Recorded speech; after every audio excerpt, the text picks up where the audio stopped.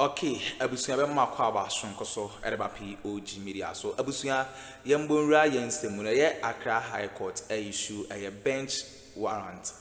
to Ernest Yaokumi Akwatia MP self-acclaimed MP because omono sa constituency no case no court and omoko PM court issue bench warrant say good news NDC for ate good news enye asanketo akra Ernest Yaokumi force ne ho call parliament time swearing in no koso no oko speaker swearing in sana swearing in na swearing no na still na issue no court no action of contempt abusia omoche say issue no court into okopeden parliament na no obi and declare say ware ne into adint na opren into no CCR no court no rule asem no against NPP CCR no NDC take lead now Ernest Yaokumi no ne sita parliament no ye declare ne vacant CCR no ontumi enko parliament biwa abusuya enye asam keto akwa yensa mom yenko na yenko nkoti ensema ekoso ansa na ebeko no owo ensem kan bi afahye ye comment section like na share ma afofron so ensa intimi enkabinti CCR no victory aba NDC candidate a friend Bernard Bediakwa etiano enije nko abana fa mom yenko na yenko nkoti ensema ekoso medamase forum yi akoma mpani atena ye na ne ba ye ma ye te nkrasa okwa Akwatia ne mpotem we hon soso no enema bi akoso kwa wi ache ya twe ne ese da bi abansa ye ne de NPP amanyoko ma hye bedwani a wo bode ne ba ye no won na adi nkoni wonti na no crash we ni se ni wabamia ye ne kamama oguso a wakọ ma hye bedwafie ni adeade aba ye guso atwe ne nsem ne sani abasa e wo court ne Akuffo High Court 3 amane ne se watena se asetena ni mu no e no de ato dwase ye wura ya kire the contempt of court amene ya issue a bench warrant say baby o shebia wo my Ghana amana biemu no yempene ne nchene fa no megina mrem na mra no ene no eni ne sede se na efata na sanse minti ebekwa homa so na ene amane bofo ya oto yenkrafra poemantemo Ebenezer Frempo akasa ne abisia se contempt no a ye de akire papa no enho asem ankasa ene se ebe oto yenkan wie da se na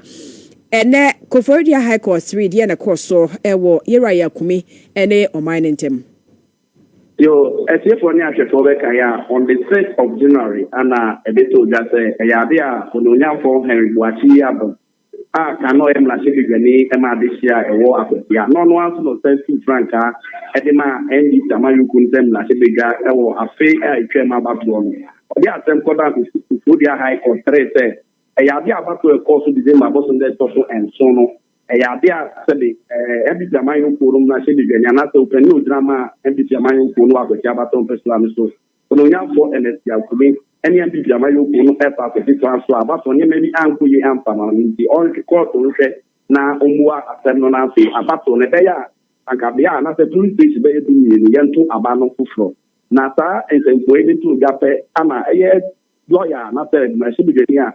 lawyer Drema, and the Yakumi, Ura Galima, put it to court and the 6th January. Ebea Kapoto Makina and the Yakumi, Yankos to any non yam Lashi, non in a Juma. Na course wonhwe na ombi asem nanso eyade course ka say nya de awrema kwan if say the asema beda no mu asem say we edi ma na say we edi fonti enya de obema kwan say na sia kuni kom na shigwe na onko sai na eno na sia kuni obi eni nya e kan na kopiom na shigwe ma tada na yesu eni say na shigwe ni obi jina mama amamfo wa Akwatia ye di kan course bo modia esevo ewura sia kuni sen komra na o me say ni ntia wakasa ma ne nkona onkusa mema onse ne ntia ye kasa ma ne nkonkusa na afakati kwanso akwakusa nanso ayade na Yakumi amakota kopim se ne de ya de ne na ade se ogua asem no contempt odi asem no ogua asem na ene ne lawyer ana afi NPP amayoko ni tenifo a ewo Akwatia bi pie mu nanso ayade court ni kirema ayade asem a waka kan kasa nka ni kwanse okọ na afi kwa mu side ne sem na sibedwani wo buko so ni ntienti yabia mlanche no fi o munche owura ene Yakumi mbla no be jina na ni na afi kwa o mu an for if you say content when for the buko so ni ntia it is just that what's the justice senyo amenyeti say omla na Grand police for one can between Mantan Ghana for the Nanche, maybe a NSC Akuffo, Omoncheno, now from family and Nasa, 1 contempt. Now I don't know, Trima, a year after my over hearing Akwatia, the Nasibijana cannot work with the NDC, Amayu could be better. And yes, I have no, and I over for Nemo. Third court, the Castle and then come Nasibijana could sign off a particular sign. And no ana obua oba no abese kura no obua ne fo no ahwe na when dem land na bi sene ya efe na no achi no abato no nsusu aso ne nseme de bekoso akana bibia nso etimi akọ etimi no ka sei eya politics for ewo kampuni man tem Ghana fene na no ehwe se onsa beka owura NDC akudi na face run o ma sande na ba bi na court atemwe wo bia court e de amano. Prayer na Blekumanov ties wo munim rahebedwani wo rahebedwafie kosisi ebedi asem na wie but ono de we ni san hye ne so no ko rahebedwamani nti na contempt a che no no nyesa ta pepe ni amba okay yo eti ye hwe ne mo se da be na court ne besa tena se wo sa asem we so brebe na wo se ye nya ne de ne ba na court ne to aso na brebi o mbenya ne bia court no e betena sa asem ne so ta pepe otemwa police rema brebi o mo sa be kan bia no on assemnos na omuano. Veneza from Port to Yankrefe, my Ghana Pueman Tebonti, baby, a washia, Yera, NSC Yakumi, and also Semra Shibedremo, Sahin, Washia Noa, get to an incrase. Quarter no ye the bench warrant to see uncle fanem rana yeninasem sanse when sesen ko komra shebe dwam kra me yeso ani in enso akwa me aso ani nti contempt a che no nti womra mebua sansem no na yenko mampani atena ye ho ne atenkra ese nra empanifo be se aduasa ba ko ne achi wo maso afene mo swaye a enei wono mba bebua abetu mampanifo na enra mampani wa bra wo mo so afene mo swaye wie ni wotu wo mofo no che se nkrofo wo doubt wo madwuma no ho ebi kra se nka hu hia se e be frefre domdom abe so mo betuma mpanifo nti ne ya wo ma so afene meswe adwuma no wo mo me ne fiko na wo mo a wo mo tirimu ye wo mo na wo mo adwuma ho no wo mo aningu na ensem bia mampani kan ni in demand nothing less than selfless service, constructive dialogue, and unwavering patriotism. Our nation faces complex challenges, including economic distress, social cohesion issues, and the need to strengthen our democratic institutions. In addressing these issues, your voices must be heard not in mere rhetoric, but in insightful, actionable, and transformative guidance that will propel our nation forward. As you take your oath of office today, I urge you to be guided by the principles of integrity, objectivity, and above all, the national interest. Let your deliberations be marked by sincerity, your advice be rooted in wisdom, and your service be inspired by the supreme welfare of the people of Ghana. I also wish to draw attention to heightened expectation of all who serve in public office. Ghanaians have indicated their revulsion for poor governance and have come to expect nothing short of quality administration of their affairs.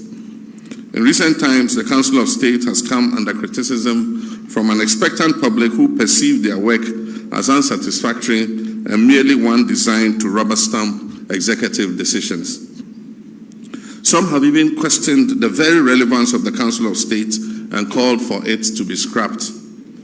I hold out hope that your tenure as Council of State members will convince those who may doubt your functional necessity about your importance and put to rest any such perceptions. Ujagani mampani Yera John Dramani Mahama ne atene nkana no achi na pani a wono na behwe na watene dwemme wo Council of State wo modwumadie mo Yera Edward Do Ajaho wono so ehye mampani bo se adwuma no mo besum mo beye ne yie pa no maboa se de be ya na memuo ebeye de efe de na Ghana fo nyina so benya hoto ne mfaso wo mu. On behalf of Council, that we work as a team. We will support you in the governance structure, in the discharge of our constitutional and statutory responsibilities. It is true, many have questioned the relevance of the Council of State, as you rightly pointed out. Some have even called for its abolition. But I want to assure you that this Council will be a Council of a different. Fortunately, many members of the Council are people I've come across in my public life. distinguished men and women in their own right. But more importantly, I have hope in this country. It's consistent with your vision of empowering all manner of people, irrespective of their background. And Mr. President, I wish to report that we have 3 young men on this council who are in their 30s. Usiawe Hera Edward Do Ajaho na ye chairman ya obehwe ama Council of State dwumadi akonkan. Tama ba kuna na uka no kumi onzo de zen. Friends NS ya kumi. Ya kumi no.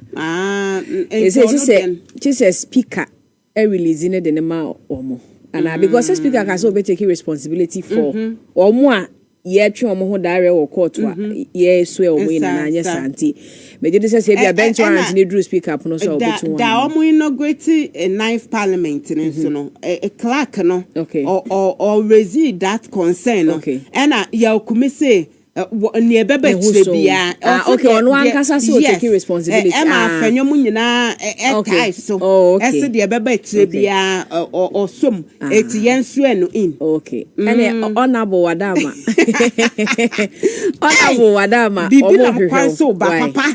bibi na mkwan so ba hwe gona the days na emra nyadwuma Ghana no yo na yawo Council of State some ya emum can Chief Justice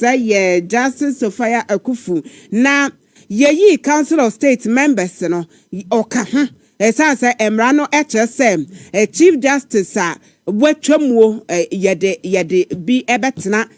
Council of State no so nti wono yeyi no eka ho na wache say hwe na wo ho kwan say Council of State no ka ho bi enya se bia okogira ba bi ko lobby ya momfa menka ho na emomo no waye obi ono ankasa no wotumi si gian ma ne ho wo ho kwan wo sa right no ese wotumi eka Council of State afutufo no ho bi eti no eno ne de enya boneso ene wo ka se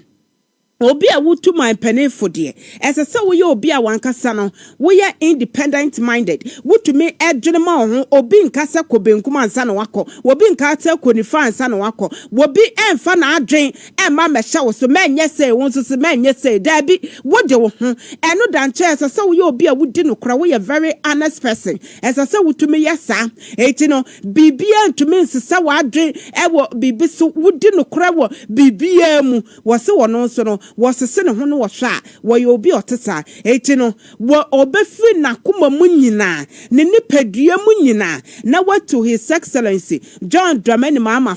ama Ghana afa ne ntoma pa afra ye say wo mo ese Council of State members no na won nsewtwefo ekasa na ode nsem. The Council of State is a body that is supposed to be advising the president. I'm not going to sing his master's voice, so to speak. An advisor does not parrot. An advisor speaks with honesty. An advisor looks to the best interest, not only of the person.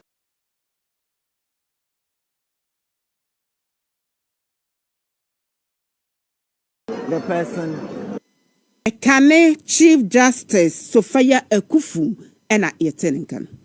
Yebeka ya na no February bosme da ya na toso edumiensa ene nya akrata every Civil and Local Government Staff Association of Ghana closak for ho ya no omo asem nyina so nyina ye se ye yipani bi de na kopie mo Befender registry ya wo mo bonyo so eno nti won mo ka de a kira ban sesa ban anyensa kraye wo sa papa no a ye de no akọ na atuatie chenche pa no mo beye ye no achi ne tenkra e de free era fellas kwa chefo so won na hwe aban kita odi ensem so se wo mo ne wo mo akasa amanti ase aye adwuma se nti ye rua no ye kan ho asem ne yi ne de na free ho a ye bebe be foforo ne de na kwa akọhye na boa ama Befender registry ne closak for adwuma nyina no etumi akonkan ne nti atuatie bia na strike bia ni ho a ebeba so eba sa ye bon sem hia de ma ban se aban de o ye listening government to tiasem nti kwa ba se otise closak for so mo tie atua no oni o makasa makoma to ye mafia no peye da sore ya sa tenkra ne biem ye free closak for ho se papa no o mo si enyino no woda so ho a wo ye adwuma eno nti de atuatie no mo ye so ochina nyame ya adom a wonom ebeye no ejina mu dindinde omo say the strike is on cheso ochina wo mo ye ni gidigidi pa ya enya semketwa na sanse bi beto fo no ye hu si yewra Felix Kwachofo so ene wasane sentrofo adinkita ho a wo chese o da bi enum pempenso ya ye beka se ye tietua e wo sanse mu ehuna ye ntie ne nkoma odi ye bo ye ho abakase bo emu na no ensamo ni nchemu ahodo a wo de ba fa sa na mo ntoi ho. For quite some time, CLOSAG has been engaging government and insisting that the registrar of the births and deaths registry should be removed and replaced by a civil servant. Currently, the registrar there is Mr. Samuel Addo, who was appointed by the president. CLOSAG, however, in spite of their demands, have not been able to indicate which legal basis informs the demand they are making. Government has enormous respect for organized labor,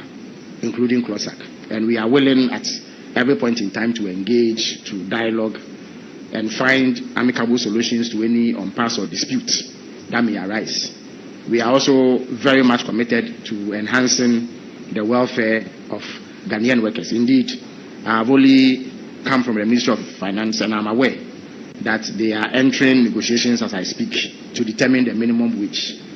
and the base pay. And this has been done because of government's commitment to ensuring that Ghanaian workers have decent working conditions. We are also committed to ensuring regulatory compliance so that the work environment for Ghanaian workers is enhanced, is improved, and is one in which they can give off their very best. That said, we also welcome suggestions and opinions from Ghanaian workers through their labor organizations on how we can fine-tune our governance processes. But it must be pointed out that everything that government does must be based on law, must be guided by law. In fact, all of us as Ghanaians are enjoined. Yeah, Felix Kwachofo so no ena Akroma mpani atena ya oyeswafo yo hwenkita odie ensem so ene aban enkomo ahodo ya wodi hu ne tese wode sanche mu aba wasugusu etie Power TV XYZ ewia na no na my penny John Dramani Mahama, His Excellency wotu anamo bi ewe ade a my penny Akuffo Addo wantumi anya bi da eno no ese wo declare na asset ne niema ya wo said the omino emra echere ese wo beda na die no wo ye ne saa e wo bedwam ema wo bia hu ye ya tese wo de share wo de ta general nsa ese enie me declare me asset na my point is and I say mo amafa mo e wa ba mu nyina no mu nyina mo hwe say mo so mo be declare mo de enu obenembo sim that is the asabako 31st March na obi atumi aye ne de wanya wo de asotwe wo ho ma asotwe ne bi kura ne say ye beyi wadi afiri ho esemi amafo abonsem ama no ese o my pene wa ya de wo de ye me nhwe de wo ya de wo ho na wo kasem nso a wo ye na no na Kane Auditor General Daniel Yao Domelovo wakasa my pene Mahama jiwutu wate jiwutu wa ya de na emomu no esaya si yetu keta asehya ase ni nyina ye say womo a womo eda oman no enyumakuwa no womo aye abemu empenefo no se wo declare waseta na nya se wawie no na emomo obra na wo bo wanamo ya wo tuo sika eba wo nsam ajapade a wo ye nyina no esase yetumi hu no lifestyle audit esase yetumi ye sanse obi eye adwuma ne bosumi akatwe bi ye 10,000 Ghana cedis wo ba hwa na chese wo no wo tu kwan a ene business class pa na wotimu se business class first class na wotimu na wode ko ana sempo no wo be hu ka bi a wodamu VA Baya 10 wonso wakatua eye 10,000 Ghana cedis wunya asesika no ewo he efie manshi bi pa wotimuo na wototo estate no enya asem ketwa eti wose sa lifestyle audit ne de ehu hia pa se yesi ye betu ketase ase ebo ye maimu a ye se obi ese we declare ne asset no eno nye enough on sector for kasai. It is good to see that the president has declared his assets. I was not too happy seeing the envelope being given to the Auditor General because that goes more or less to support what people have all along been saying, that you put your declaration in an envelope, seal it, and give it to the Auditor General, which is not the case anyway. They should have gone through the entire process so that they capture it, because you are supposed to verify the signature and be sure that the form has been properly completed. That at least will have been done, but it was not done. But it's a good gesture or good sign that the president has declared. And the most important thing is that he has given a deadline to his appointees and other public office holders to also declare their assets and liabilities. But to be honest with you, I think 31st of March is too far away, because the Constitution provides that it should be declared before you take office. So you should not be able to give somebody 31st of March. Some will argue that at 550 allows 6 months, but at 550 is at variance or contradicts the Constitution. And I have a letter in my possession which was written by the former Attorney General Gloria Akuffo, confirming that the provisions of the provisions of subsection 4.1 of the at 550 contradicts the Constitution. However, we have all been upholding and following that. I'm also happy the president says those who don't declare, he's going to give them a punish or ask them to leave office. I think that should cut across everybody, and I think that will be good. Except that I would like to say this declaration is good. We must add to it, lifestyle audit and the reversal of burden of proof. If we don't do these two things so that we can audit and find out how did you get this money, and we don't do that, people are going to hide their resources or their assets with their families and friends. So everybody who is suspected of being an ally of a political or public office holder must be subjected to lifestyle audit. Eti Daniel Yao Dom. Okay, abusuya we ne ensema ekoso ewo political highway ne so Ernest Yao Kumi NHS ni seat no ya je afini sema sisi ano ontumi enko parliament bi wa court e declare ne se baby e wo bia no yenko na yenko nkochine mra court we se o ma chi no contempt enye easy kura beda masese mo je pene kokuti sa audio we e de mai aha POG Media so beda masese